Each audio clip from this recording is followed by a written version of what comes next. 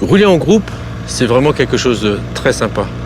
On est ensemble, on partage la même direction, on a la même passion de la moto et on roule dans un voyage qui nous amène en dehors de notre vie de tous les jours.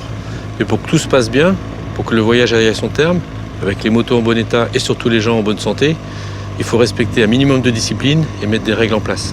Quand on roule en groupe, la plupart des motards ont cette fâcheuse tendance à rouler à la queue leu-leu. Ça pose deux problèmes.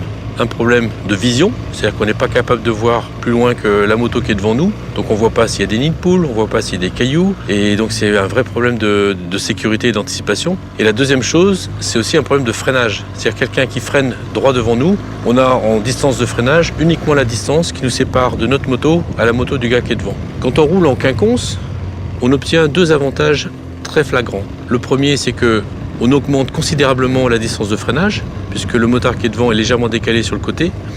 Et la deuxième chose, c'est qu'on optimise largement la vision devant nous. C'est-à-dire qu'au lieu d'être bloqué par la moto qui est juste devant nous, on peut voir beaucoup plus loin, 2 fois plus loin. Donc on anticipe sur le revêtement, sur tout ce qui se passe autour de nous, et notre bulle de sécurité est beaucoup plus maîtrisée.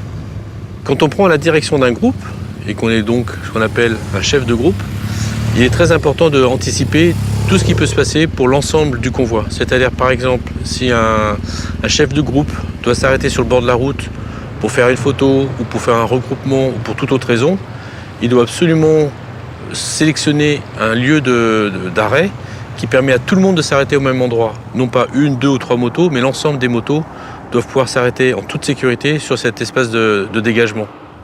Et de façon générale, la règle numéro 1 dans un convoi, c'est que tout le monde doit faire attention à la personne qui est derrière soi.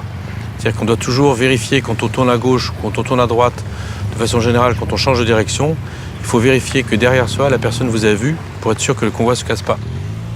Je vous donne donc rendez-vous pour le prochain épisode où nous allons regarder ensemble comment faire demi-tour sur un chemin étroit.